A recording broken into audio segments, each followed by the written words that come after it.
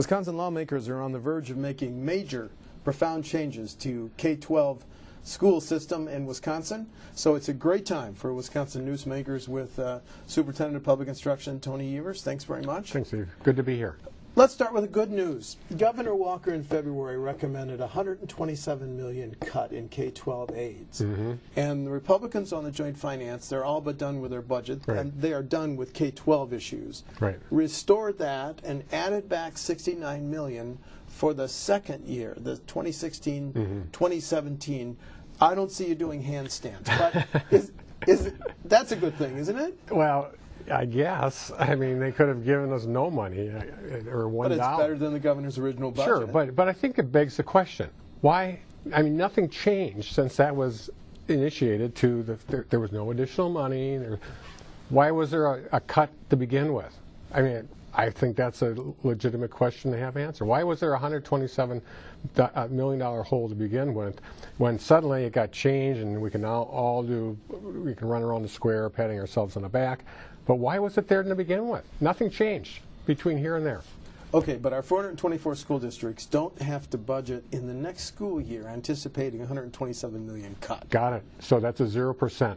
And that won't do anything for increasing utility costs, transportation costs, any number of costs that are not held to that same zero amount. And then in the second year they're going up, I think, $69 million, which is a bump of $75 per pupil. Something like that. Something like that. But we have to figure out. I mean, considering what they've just passed in the UW Region's budget around independent charter schools, that might change too, because that money for independent charter schools and for vouchers, which will both be increased, that takes money out of the public school system too. So it's hard to say what that second year is. It certainly isn't a cost of living.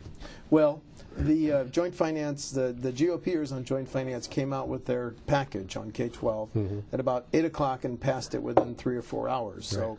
I haven't had a chance to completely sort it through, but let me ask the question this way. Sure. In February, the governor did recommend some help for rural schools. Is there anything in the final package or the joint finance budget as it's built right now for rural schools? Yes, it was my proposal that I prepared for the governor, and that was to increase sparsity aid for smaller school districts. That's there, as is some other stuff, but that just kind of pales to the overall malaise of a 0% or even less. Okay, now let's talk about the profound changes. First of all, let's open with choice. There's right now as a 1,000 student cap on choice outside our two urban districts, Milwaukee and Racine. So the joint finance budget would remove that with a caveat that no public school district could lose more than 1% in choice students per year. Talk about the potential impact of that. Well, after 10 years, that 1% will disappear. There will be full vouchers statewide. And the impact of that is significant. And not only, it isn't just kids leaving the public schools, because that is hardly happening.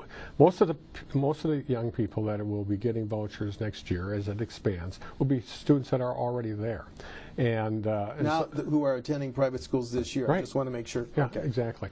And so kind of moving forward, you have that money, that pot of money being used to decrease what's available for traditional public schools, and that will continue. So essentially what we've created is a second system of public education in the state, or publicly supported education in the state, when we can't afford one. The per pupil funding in the choice program that's in the joint finance, $72.10 for K-8 students, $78.56 for high school students. How does that compare to what the voucher students are getting now, sir? That's like I want to say 6 or 8% increase. Yeah, which is more than the upper for traditional public schools. Okay. Now let's talk about the impact of that. The Fiscal Bureau memo that Representative Barca and Representative Sandy Pope came out with projected diversion to private schools $600 million to $800 million over the next 10 years. That number must not have surprised you. No, it didn't. In fact, it could. It's a lot of moving parts there. It could be actually more. And again, that's $600 to $800 million. That a lot of it will be spent on students that are already there in those private schools. And so essentially what we've decided as a state is we're going to subsidize private education in the state to it's probably the same level that we are traditional public schools. Is there any other state in the nation that subsidizes, that helps private schools to the extent that Wisconsin would under the joint finance budget?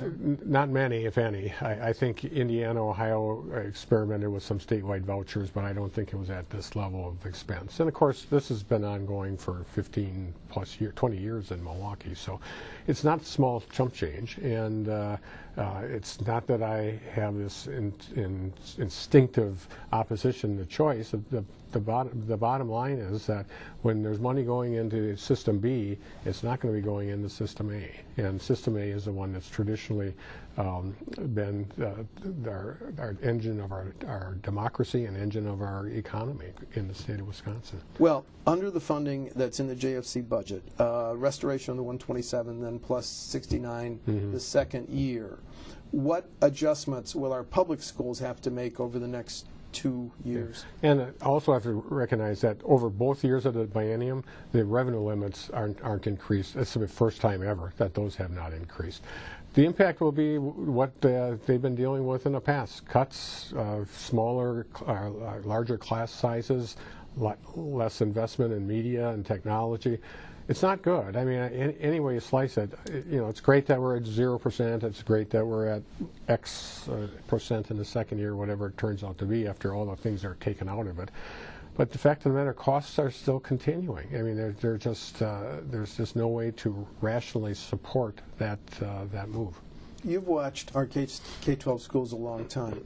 Why do private schools continue to do pretty well in the capital?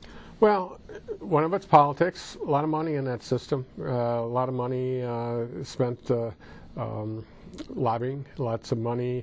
3 former speakers are out there advocating for it. So it's high-powered. It's money, and also the notion, and this is not just Wisconsin, is that choice is a value that trumps all else. And I like choice. I'm just not sure it trumps all else. What about the stats and the studies? Do they still show that the students in choice schools are not much ahead, if any ahead? Yeah, that's what we see in Milwaukee, and we'll find out if that's true statewide. But it's statewide now, we're talking about kids that are already there. So I'm not even sure what kind of comparisons we can make anymore. So I think the answer basically is no. There seems to be no difference. So now we're supporting in achievement. So now we're supporting 2 systems when we can't afford one. But you and I have been hearing the argument for 25 years. It empowers parents to make a decision, the best school for their kids. Therefore, parents are more engaged. Your response? Well, I love to have parent engagement, but that happens in the public schools also, and I think there's all sorts of choice. I mean, gosh, you look at Milwaukee, MPS, there probably is no place in the country that has as much choice opportunities right within the Milwaukee public schools, whether it's charters, whether it's schools for the art, whether it's foreign languages. So there's plenty of choice, and the rest of the state's kind of catching up to that. So there's all sorts of opportunities for parents to be engaged. Well, you mentioned MPS. Quick follow-up. How is the new superintendent driver doing over there? What changes has she made? Yeah, she's doing a great job. She continues to focus on the hard work in the schools. It's not sexy stuff. It's not like, okay, we're going to change governance, therefore everything is going to be better. But they have had some good success in even some of the lowest performing schools. It's just going to take time. So people need to understand her passion is around closing that achievement gap, and she's already starting to do it. There was a task force, and I interviewed both you and the chair of it on closing the achievement gap. Yep. Still a work in progress? Oh, absolutely. We have a long way to go, but we're seeing some success. We seem to be closing the gap in graduation rates among African American kids and their peers and other kids of color. So, yeah, I think we're making a headway, but it's kind of a deep-seated thing that we have to deal with in the state, and it's going to take some time. But I feel confident that people now when they talk about the achievement gap, it isn't like, what are you talking about? I mean, the general public understands that this is an issue. Well, I saw the DPI press release on the percentage of students graduating from high school in 4 years. It went up slightly, 0.7%. Right. But to what, 88 or 89, do you remember? Yeah, it's right around 89, I'd say, something like that. The next page, when you look at African American graduation rates, 20 percentage points lower than Right. that? Absolutely. That's significant. And I think it points to... Is that getting better? Yes, it's just slightly. I mean, it's just, minuscule. But it is trending in the right direction. But it talks to the issue of really kind of reforming what high school is all about, and kind of in that issue. And that's another thing that Darian Driver in Milwaukee Public Schools is one of the focus areas, as kind of changing the culture in high schools. I think that would be a significant help. Okay, now let's go through some of the changes in the Joint Finance K-12 package one by one. Well, do we have like 5 hours? No. Lawmakers told the Milwaukee County Executive to choose an overseer responsible for improvements at 3 failing MPS schools in 2016-2017, and then the number could go up to 5. Yeah. Good idea, bad idea? It's one of these where it's let's change governance and suddenly all is going to be well. I just don't buy that. I think will I work with the county executive if that happens and try to help him do the best job he can, but I'm just not sure that governance is going to make a difference in the school district. So I'm ambivalent about that, but I'm more than willing to work with the county executive. In turn, I think there might be some constitutional issues there about handing off leadership to from one entity to another, for state superintendent constitutional issues. We're looking at that, but that's kind of under the radar stuff. I'm more concerned about having MPS succeed well and have Darian Driver succeed well. If they can give her some more authority to make that happen, God will it. If the provision letting the Milwaukee County exec pick an overseer is signed into law, do you expect a lawsuit? I don't know. Constitutionality? I don't know about that, but the Constitution is pretty clear that supervision of public instruction is a state superintendent's responsibility. And in the lawsuit, essentially that happened several years ago, when the Supreme Court unanimously turned back Tommy Thompson's efforts around this issue, said when something is taken from the state superintendent's constitutional duties and given to another entity, that's a problem. Now, whether that's a problem here or not, I don't know. Joint Finance revived a plan that you and I have discussed to give vouchers to disabled students, special ed students. Still a bad idea? Still a bad idea. When you ask parents to surrender their rights at the schoolhouse door, especially parents that have students with disability, that's a bad idea.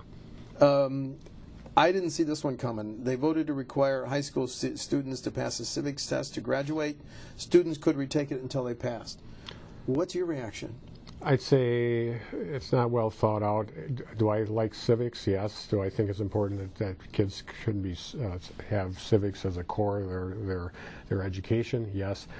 We're already under fire for testing too much. I just think this adds to it.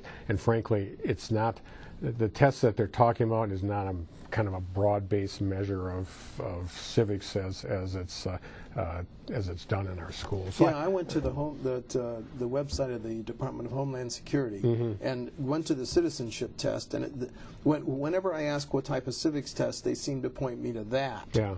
Have you had a chance to look at those questions? I've seen some of the questions, and they just seem like regurgitation and not deep knowledge. And so I'm not sure kind of making that another hurdle for our kids, especially for our kids that don't speak English very well. I just think that's a problem for us. And it's somewhat of a distraction, I think. Do you think teachers will teach to the test, the citizenship test, on the Department of Homeland Security website? Well, if they're going to have to pass it to graduate, absolutely. And as it's described by the authors, it's like, well, this can be taken at home. It can be taken, sitting on the end of the block with your iPad, whatever. It just seems more of a statement than some sort of educational panacea. Is the joint finance provision workable that allows charter, private, and online students to participate in school district sports and other events in the public schools, sir? Is that a good idea? Is it workable? Is it workable? No. It's not workable, and as you've seen from school districts around the state talking about it, again, it's interesting. You have this laundry list, but of that laundry list, how many of these things have actually had a hearing across the state of Wisconsin saying, is this a good idea? It's a good idea among those folks that have thrown this together at the last minute, but that's one of them. And if they had hearings around the state, they would never have let that come into the budget. And the two specific provisions. Joint Finance voted to require that a teacher's license be issued. DPI must issue a teacher's license for core subjects, English, Social Studies, Math, and Science, to anyone with a bachelor's degree if the hiring authority, the school district or the charter school, deems that person qualified. That's breathtaking in its stupidity. I can't tell you how out of whack that is to reality. First of all, you look at any kind of surveys, quality teacher is a real priority of parents. And so by saying, okay, if you have a degree in rock science from UW La Crosse, and however I want to teach English at your high school, and you go in there and you know the superintendent, and they say, yeah, sure, you do a great job. It's an automatic license.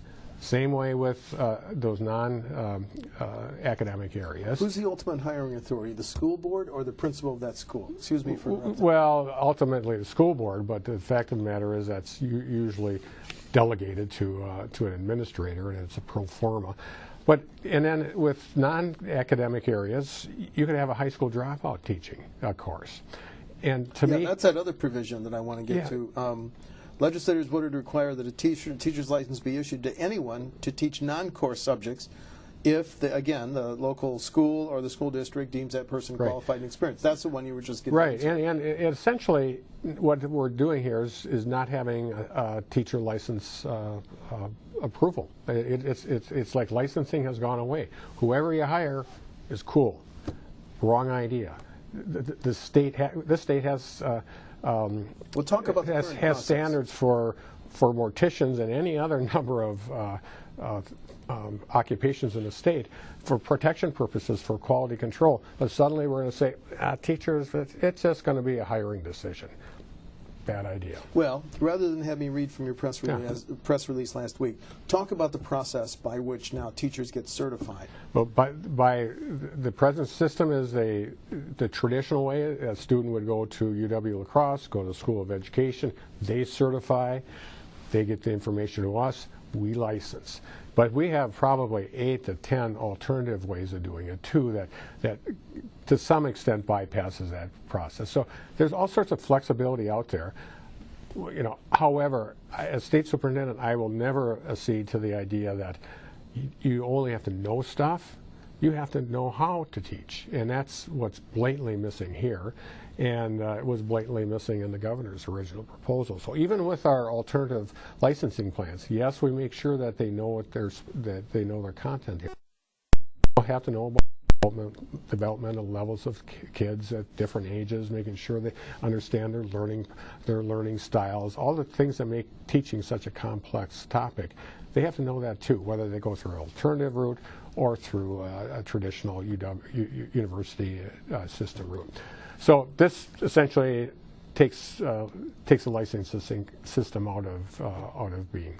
If everybody bought in, think, gosh, there's enough school districts out there that are saying we would never hire somebody like that, but they could. They could, absolutely, they could, and some will.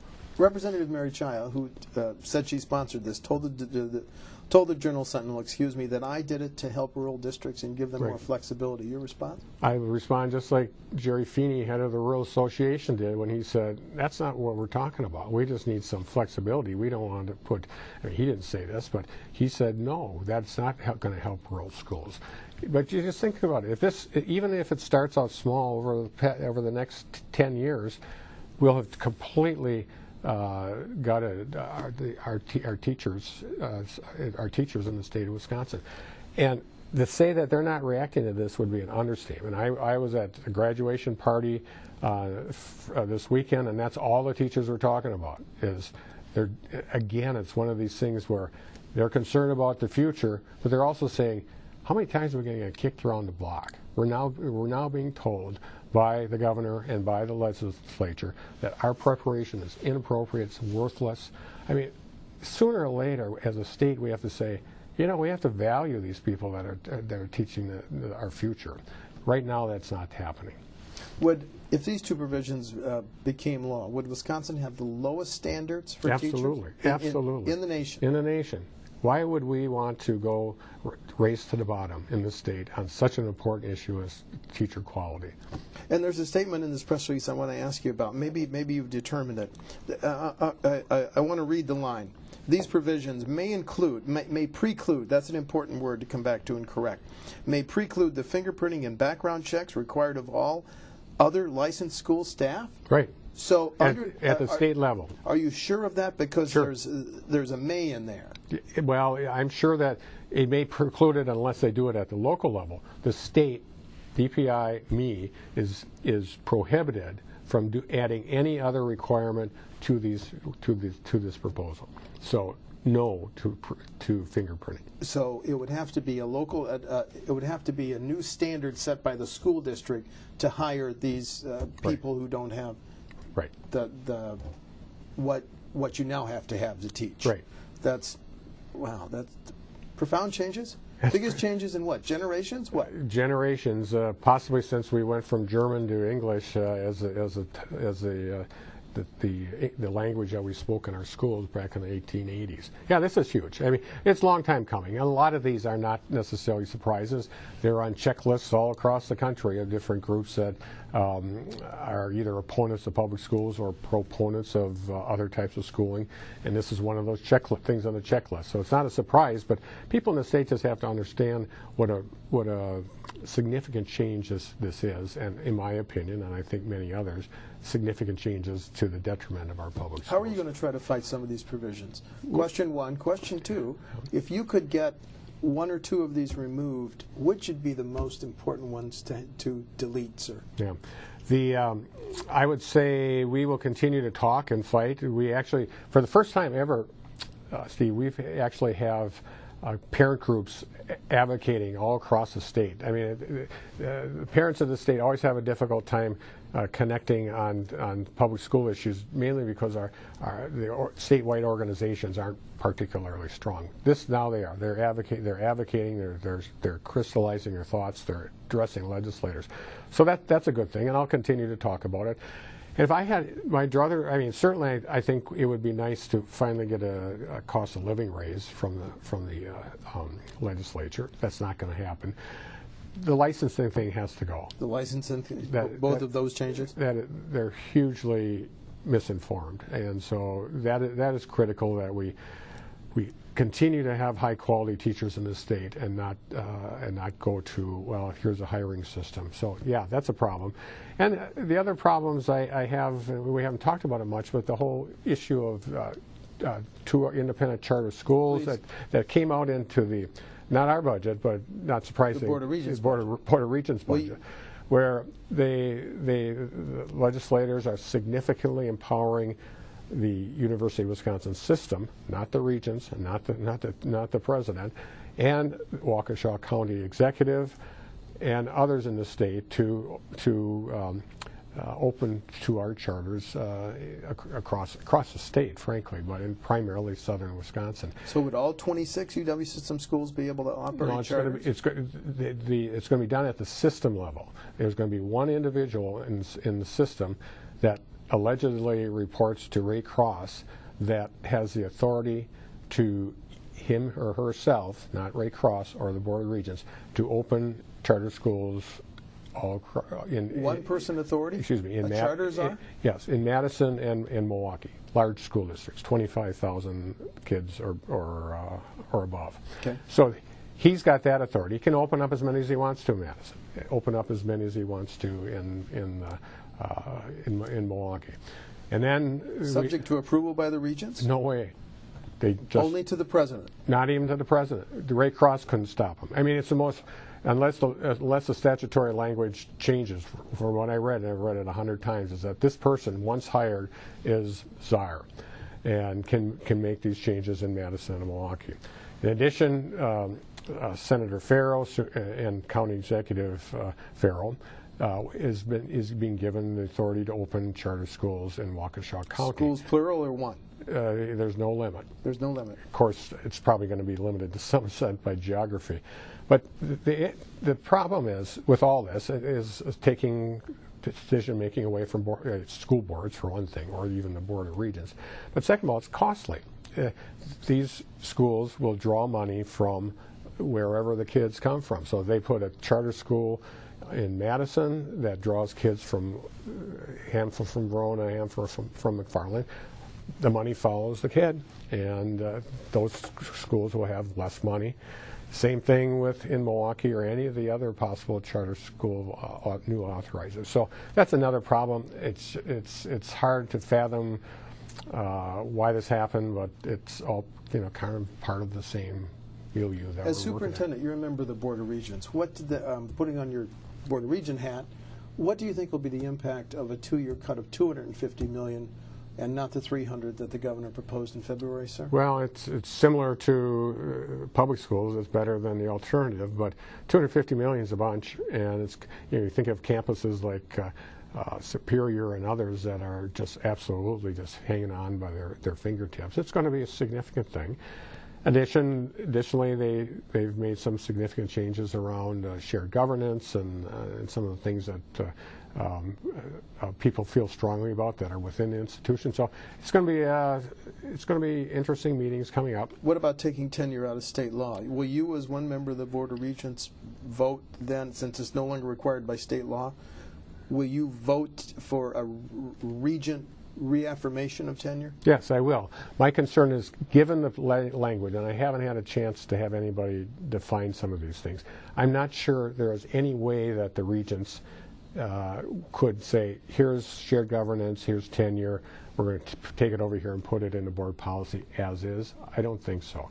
So there's going to have to be a lot of discussion around that at the Board of Regents level. But do I support it? Yes, I think it's an important part. And should a tenured prof now who works in the UW system, should she or he be very concerned about this change? I would be, absolutely. Why? And just because you've lost a significant right that you had under state law. So that's why a lot of people come here. And so I don't think that's been something that's been kind of hassled about over the years, whether too much or too little, shared governance, and where's the decision making. And I just think there's easier ways to deal with this than to say start over. And I'm disappointed in it. It certainly was no surprise because it was part of the governor's budget. Okay, just as we wind up here, has there been a decision on SAGE? Does this budget phase out SAGE? No. It doesn't? Okay. No, it does not. Okay. The Badger exam, bring us up to date on that. Speaker Voss says taxpayers got ripped off by the Badger exam, which has to be given to those between 3rd and 8th grade. Can you update me on the Badger exam? Yeah, well, I disagree with the ripoff. We've had over, I think, 1.2 million of those tests have been completed in the testing window, successfully completed. We had all sorts of trouble getting it started, as you likely know, with different issues, but we've resolved that. We've come to terms with the vendors as to how much money we have to pay and will pay. So I think it's, frankly, given the way it started and how it ended up, it's been a success across the state. And I'd say, there's been some opt-out buzz, but in the end of the day, we'll have, I'd say, 98% of the students in the state. Did Wisconsin see more parents having their students opt out of that? Yes, but it went from we used to have a 0.5 opt-out to maybe 2% opt-out, which is a change, there's no question, but 98% is pretty good as compared to other states. And if you think about it, we had tens of thousands of students have taken these tests, paper and pencil, for years, forever, and we flipped the switch and did it all online. And frankly, even though we had a rough start and there was a lot of angst around that, angst from me too, once it got going, it worked. Well, what's the status of the bill? Have both houses approved it, and has the governor signed it that would say that the Badger exam results couldn't be used for teacher accountability and gauging teacher performance? Yes. Has that been signed into law? Yep, this next year. Do you support it? Yes.